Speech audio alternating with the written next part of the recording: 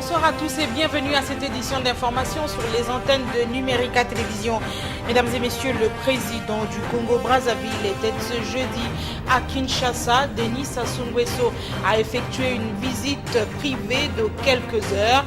Mais le président de la République du Congo ne s'est pas envolé pour Brazzaville sans rencontrer quelques personnalités de Kinshasa. Discussion directe oblige. Denis Sassou Nguesso a d'abord écouté la SENCO représentée par le président mais également le vice-président de la SENCO. Ensuite, le président du Congo-Brazzaville s'est entretenu avec le premier ministre Sami Badibanga avant de s'entretenir avec le représentant spécial du secrétaire général des Nations Unies à Kinshasa, Maman Tidiko, mais enfin le cardinal Laurent Monsengo. Vous suivrez dans cette édition l'interview de l'abbé Donatien Cholet, mais également du Premier ministre Sami Badibanga. Mode de désignation du Premier ministre, la majorité présidentielle a donné sa position officielle au cours d'une déclaration aujourd'hui à Kinshasa et au rassemblement, on rejette la proposition de la majorité présidentielle. Merci de suivre cette édition d'information. Bienvenue à tous. En séjour non officiel à Kinshasa, je le disais, à l'ouverture de cette édition, le président Denis Sassou Nguesso a échangé avec les évêques, membres de la conférence épiscopale nationale du Congo. Le chef de l'État congolais a encouragé la SENCO à poursuivre avec la mission des bons offices et à accoster à bon port. Images et commentaires. La délégation de la SENCO était composée du président Outembi Marcelin, son vice-président l'archevêque Fridolin Ambongo et l'abbé Donatien Cholet. Avec le président Sassou s'y est intéressé. Il a d'ailleurs considéré cette mission de dernier rempart. Et là, c'était pour lui l'occasion de recevoir les nouvelles de la part des évêques et aussi de donner quelques conseils pratiques. Il a sincèrement félicité les évêques. Il leur a demandé de bien accoster. Il a utilisé même l'image d'un barreur qui, au moment de l'accostage, fait beaucoup de manœuvres délicates. Voilà. Comme voisin immédiat, je crois que déjà un conseiller n'est pas un petit rôle. Après la SENCO, le président de la République du Congo, Denis Sassou Nguesso, s'est entretenu avec le cardinal Laurent Monsengo. C'est vers 17h que le président Sassou a quitté Fleuve Congo Hôtel, direction le Palais de la Nation pour reprendre son hélicoptère, direction Brazzaville.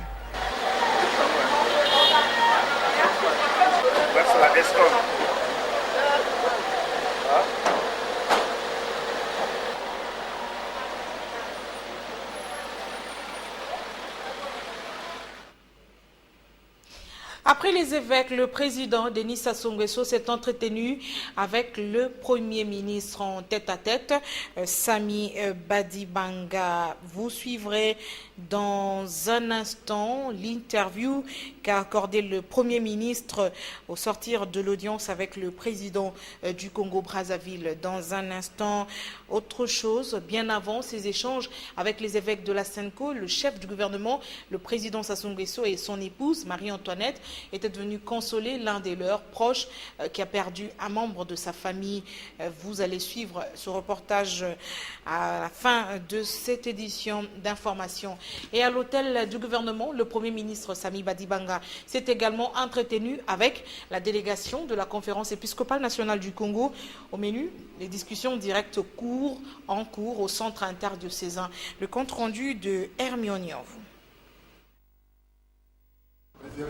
24 heures après la reprise des travaux des arrangements particuliers entre politiques sous la médiation de la SENCO, les prélats catholiques sont allés ce jeudi à la rencontre du Premier ministre.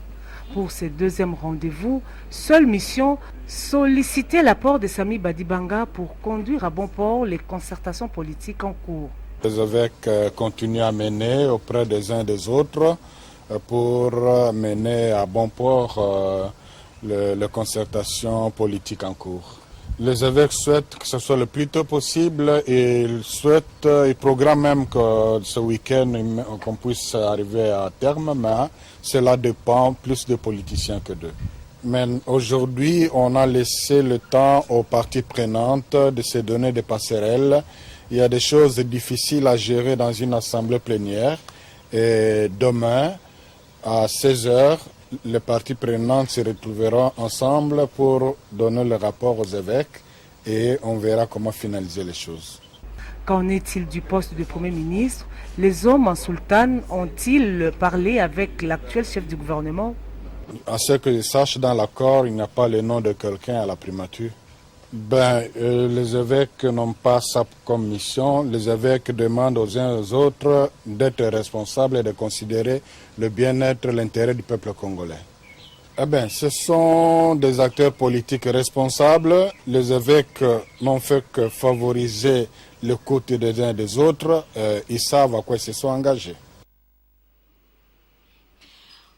Entre-temps, le groupe des signataires de l'accord de la Cité de l'Union africaine dénommé groupe de Sami Badibanga a revendiqué le poste du Premier ministre. Raison avancée, Jean-Lucien Boussa indique que le rassemblement occupe déjà la présidence du Conseil national de suivi de l'accord avec son chef de file, Étienne Tshisekedi.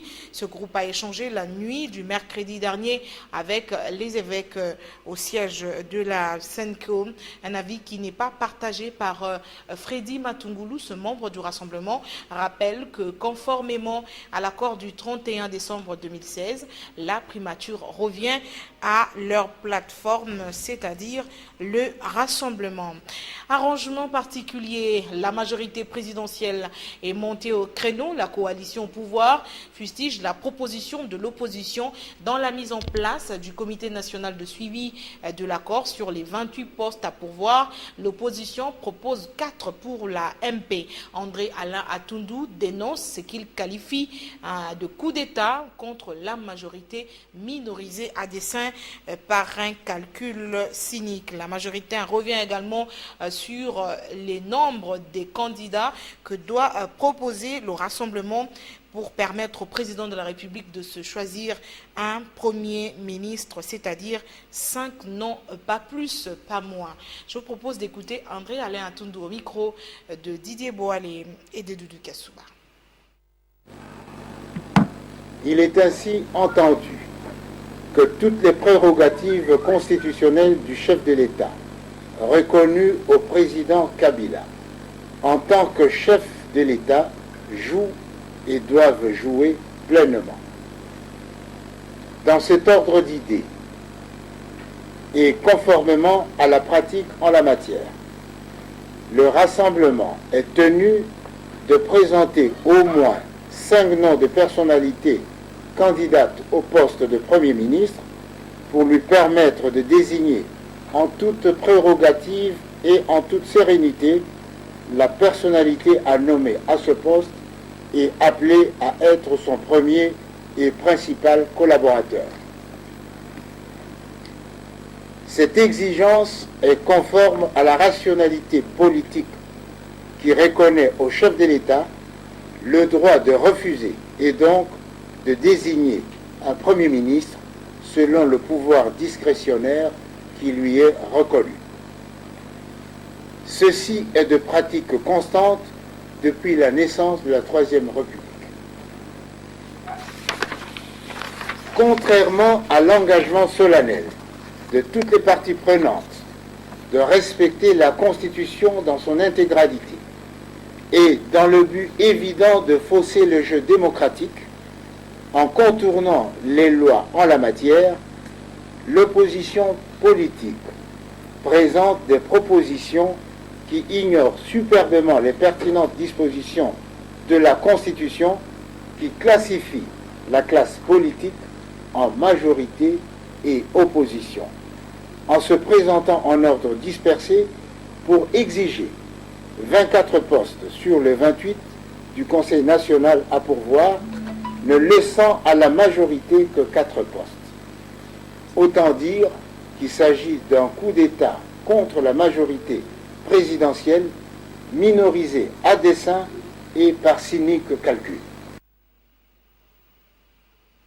Et la majorité présidentielle rappelle par ailleurs le président du comité de sages a pesé de tout son poids au sein de l'organisation pour épargner au peuple congolais et au processus électoral en cours les désagréments d'une crise de toute évidence voulue et planifiée au risque d'anéantir tous les espoirs suscités au sein des populations congolaises par l'accord de la Saint-Sylvestre en remettant inutilement en cause la compétence du pouvoir législatif que nous sommes tous engagés à reconnaître à travers et par le respect intégral de la Constitution signée André Alain Atundou. Et au sein du rassemblement maintenant, surtout à l'UDPS, il n'est pas question de changer des stratégies. Les signataires de l'accord du 31 décembre doivent s'en tenir au prescrit du document de la Saint-Sylvestre. Selon le parti d'Étienne Tshisekedi, il revient au rassemblement de choisir son candidat et non au pouvoir discrétionnaire du chef de l'État. Augustin Kabouya, secrétaire général adjoint de l'UDPS, chargé de la communication, l'a dit à nos reporters. L'accord ne parle pas de candidats ou bien les candidats. Non. Le candidat Premier ministre sera présenté. Lui-même, M. Kabila, ne fait pas partie du rassemblement. Comment est-ce qu'il peut identifier et désigner et connaître que telle personne répond aux critères? Ou soit, il avait déjà commencé à débaucher certaines personnes au sein du rassemblement à travers ses services. C'est comme ça qu'ils veulent maintenant voir ces gens-là réapparaître sur la liste qu'il fait. Mais lui-même, quand nous l'avons accepté ici le 31 décembre, pour continuer avec les affaires, pourquoi on n'avait pas demandé à la majorité de nous présenter 2 ou 3 personnes? On avait porté le choix sur sa personne pour dire non, vous avez échoué, mais on vous maintient comme président de la République. Lui aussi, à son tour, a dit non. Comme vous m'avez accepté, moi aussi je vous donne la primature. C'est un petit problème, ça ne pouvait même pas susciter le débat. Et dans le reste de l'actualité, l'Association africaine de défense des droits de l'homme et la Fondation Bill Clinton étaient face aux journalistes hier. Les 2 structures déplorent le retard pris dans l'application des mesures de décrispation politique. En outre, ces acteurs de la société civile ont évoqué l'affaire Franck Diongo. Ange Makadi, reportage. Depuis la signature de l'accord du 31 décembre, si pour les délégués, la plupart en tout cas, les travaux qui se poursuivent encore se passent bien, pour une certaine opinion, la mise en œuvre du dit accord piétine sérieusement. Et ça n'a rien de rassurant, avis de la ZADO. Il est regrettable que 15 jours après la signature de l'accord, les délais qui avaient été convenus pour que ces mesures soient prises, on constate tout simplement que ce délai n'a pas été respecté, mais nous croyons que les évêques vont faire un effort pour que toutes ces personnalités puissent recouvrer la liberté. Toujours dans le cadre de la décrispation du climat politique en cette période particulière, les cas de Franck Diongo méritent d'être inscrits parmi les dossiers analysés par les dialoguistes. Pour Jean-Claude Katende de la ZADO, ça en vaut vraiment la peine. En tant que président de la République, qui doit garantir, n'est-ce pas, le respect de la Constitution dans l'intérêt de tout le monde. Et nous pensons que dans les mesures de décrispation que lui-même va pouvoir examiner, en fin de compte, M. Franck Diongo va être repris dessus et je crois que cela ne ferait que justice. Autre chose, des altercations ont eu lieu entre les mouvements citoyens en congrès. À l'origine, le refus du mouvement, il est temps de participer au Conseil national de suivi de l'accord. L'une des options prises par les mouvements citoyens à l'issue du congrès qui s'est clôturé hier à Kinshasa. Anita Kangoudia, Eric Ndongala, reportage. Parmi les recommandations formulées par les congressistes, figure la proposition des mouvements citoyens d'intégrer le Conseil national de suivi de l'accord pour jouer le rôle de veilleurs. Les congressistes exigent la présence des mouvements citoyens au sein du Conseil national de suivi de l'accord du 31 décembre 2016, non pas à titre de signataire ni partie prenante, mais à titre d'observateur bénévole afin d'être la sentinelle du peuple et de prévenir toute forme de dérapage guidés par les seuls intérêts égoïstes de la classe politique. En dépit de sa signature sur le document final, Les mouvements Il est temps RDC s'est opposé à cette proposition, donnant lieu à des tiraillements.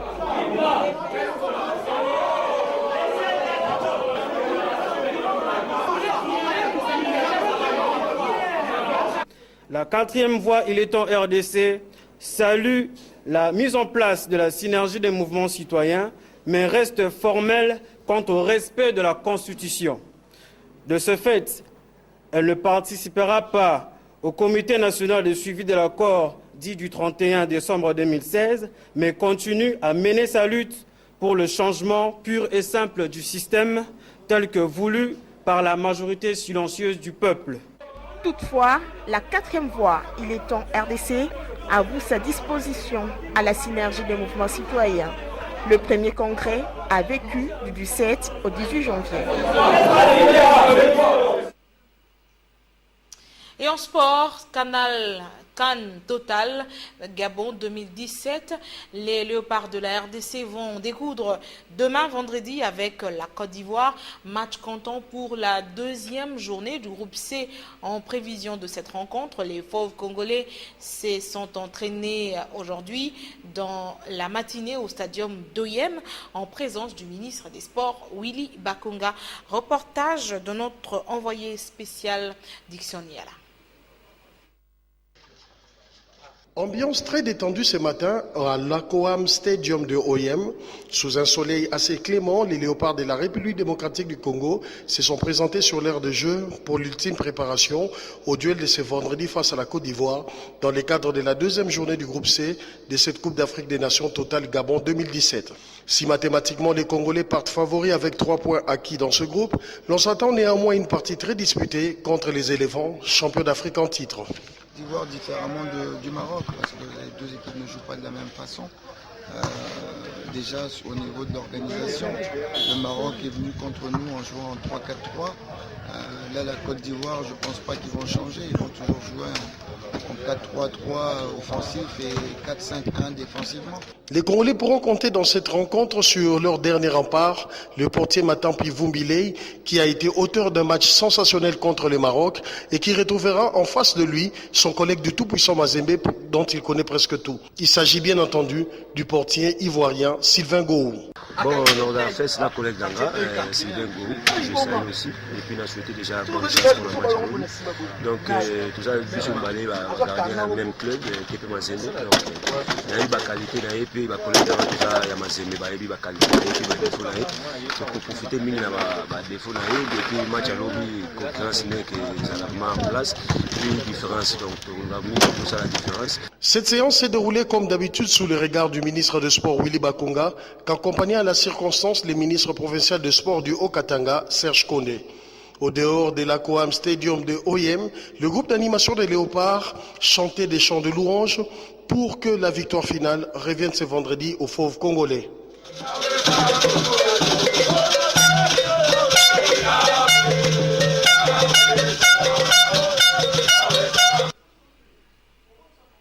On va maintenant lire la presse. Les journaux parus ce jeudi dans la capitale ont été sélectionnés et commentés par Hermione Yanvou, revue de presse.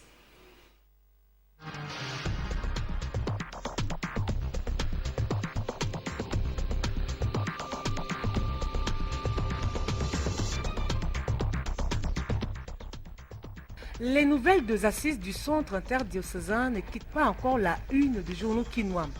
Forum des As affirme que l'épiscopat catholique qui assure la médiation de ces pourparlers aurait mis une douce pression sur les délégués aux négociations, d'où la médiation ne saura aller au-delà du 21 janvier. Plus sévère, le phare indique que la SENCO trace une ligne rouge. Le président de la Commission épiscopale nationale du Congo, Monseigneur Marcel Utembi, a communiqué que l'arrangement particulier pour la mise en œuvre de l'accord du 31 décembre doit prendre fin impérativement le samedi 21 janvier 2017.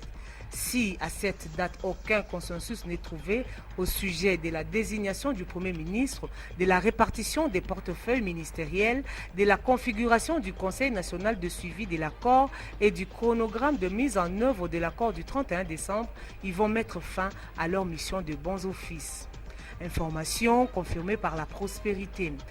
Les prélats catholiques estiment que si la situation demeure en état actuel de la ritournelle et de la politique consistant à tourner autour d'un point sans pour autant avancer dans la mise en œuvre de l'accord, ils en auront ainsi fini avec les bons offices. La tempête du tropique, de son côté, pointe du doigt la majorité présidentielle selon le Rassemblement. Pour le Rassemblement, justement, les délégués de la majorité présidentielle jouent aux manœuvres dilatoires pour retarder l'application de l'accord de la Saint-Sylvestre. Et du côté du MLC, Jean-Pierre Bemba bouleverse, F. Bazaïba écrit pour sa part « Les braves du roi ». Pour le journal, Jean-Pierre Bemba Gombo a signé une lettre depuis la Haye. Il a invité les délégués du Fonds pour le respect de la Constitution à prendre part aux discussions au centre interdiocésain et à signer cet accord qui va devenir le socle de l'alternance politique en RDC. Le M23 instrumentalisé contre l'accord de la SENCO titre pour sa part la tempête des tropiques. Selon certains analystes, les ennemis de la démocratie seraient déterminés à multiplier des manœuvres dilatoires dans le seul but de perturber le processus électoral devant conduire à l'élection présidentielle en décembre 2017. Julien Paluku accuse Roger Lumbala, indique pour sa part Progrès Hebdo. Le gouverneur du Nord Kivu accuse et traite Roger Lumbala d'auteur intellectuel du bureau politique de l'ancienne rébellion du M23. Forum des As revient sur l'affaire Franck Diongo. L'ONG de défense des droits de l'homme, Lazado, en appelle à l'intervention du chef de l'État pour faire libérer l'élu de la Lukunga et les membres de son parti. Chutons dans cette revue de presse par la caricature du même journal. Majorité présidentielle, rassemblement. Nous vous donnons un ultimatum de 3 jours pour que vous puissiez vous entendre. Dépassé samedi, nous nous retirons de la facilitation. Dites Amen.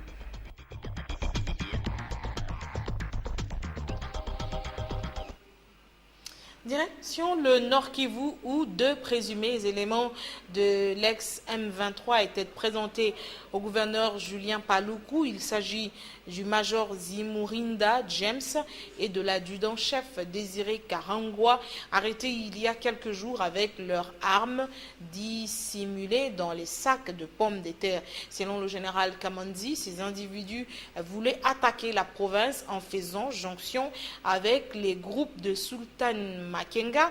Le gouverneur du Nord Kivu loue les efforts des forces de sécurité tout en invitant la population à redoubler de vigilance.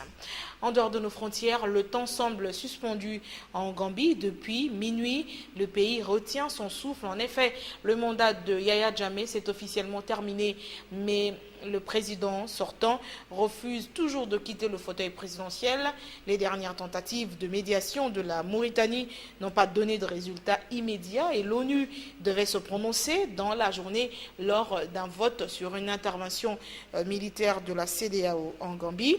Le Sénégal fait lui aussi pression. D'ailleurs, c'est à Dakar que devait se dérouler ce jeudi 19 janvier l'investiture du nouveau président Adama Barrow.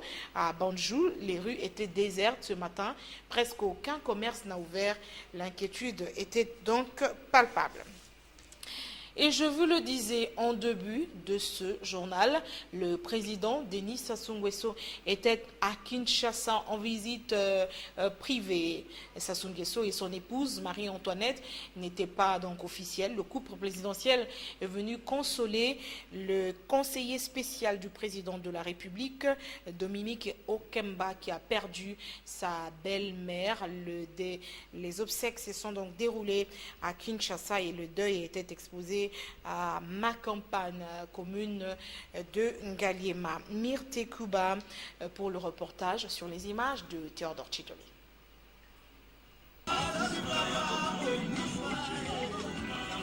Elle s'appelait Thérèse Lufika Kangandu, décédée à l'âge de 83 ans. Elle était mère de 12 enfants avec 37 petits-enfants ainsi que 59 arrière-petits-enfants. Ce deuil a touché non seulement les Congolais vivant à l'étranger comme dans la capitale, mais aussi ceux du Congo-Brazzaville voisin. Voilà qui justifie le déplacement de plusieurs d'entre eux, dont le couple présidentiel.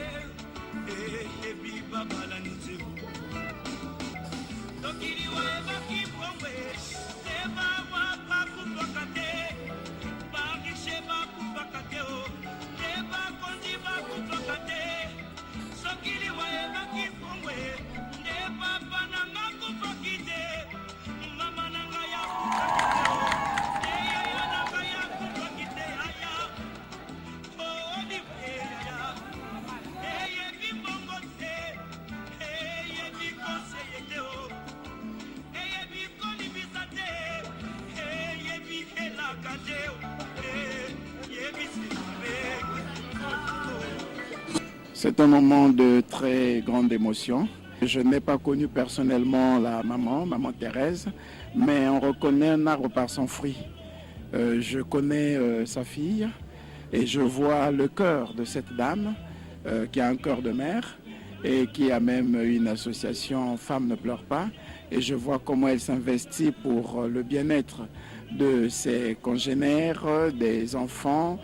Et je me dis qu'effectivement, j'aurais bien aimé connaître sa maman parce que je suis convaincu qu'elle a hérité sa générosité, elle a hérité son entrepreneuriat social de cette maman que nous venons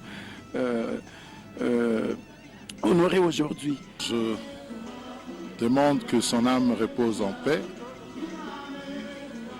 Maman Thérèse fut la maman de tous les enfants. Moi, je l'ai connue ici à Kinshasa et au Canada. J'ai vécu avec la famille Mubengai au Canada. Et d'ailleurs, au nom de tout le Montréalais, de tout le Canadien, vraiment, maman repose en paix. Vous savez, Dieu donne et retire. Ce qui est important dans tout ça, c'est vrai qu'elle est partie, c'est triste, mais ce qui est important dans tout cela, c'est que Dieu a permis à ce que maman puisse vivre plus de 83 ans. Ça, c'est une grâce. C'est un deuil qui nous a tous touchés parce que c'était pas nécessairement votre maman, mais c'était aussi notre maman parce qu'elle s'est comportée comme la maman de tout le monde. Décédé depuis décembre, le corps de l'illustre disparu avant Kinshasa a eu à recevoir le même hommage d'abord au Canada où elle a trouvé la mort, à Londres en Grande-Bretagne, puis à Paris en France avant d'atterrir à Kinshasa.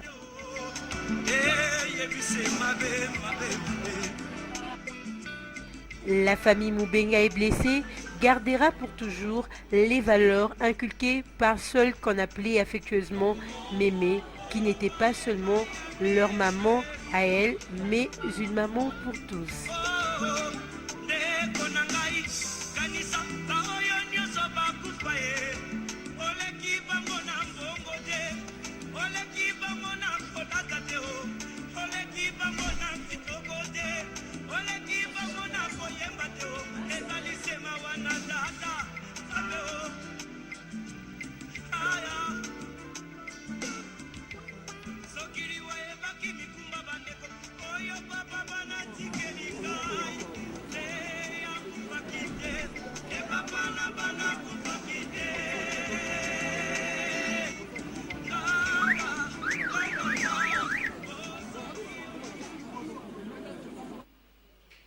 Que la terre de nos ancêtres lui soit douce et légère.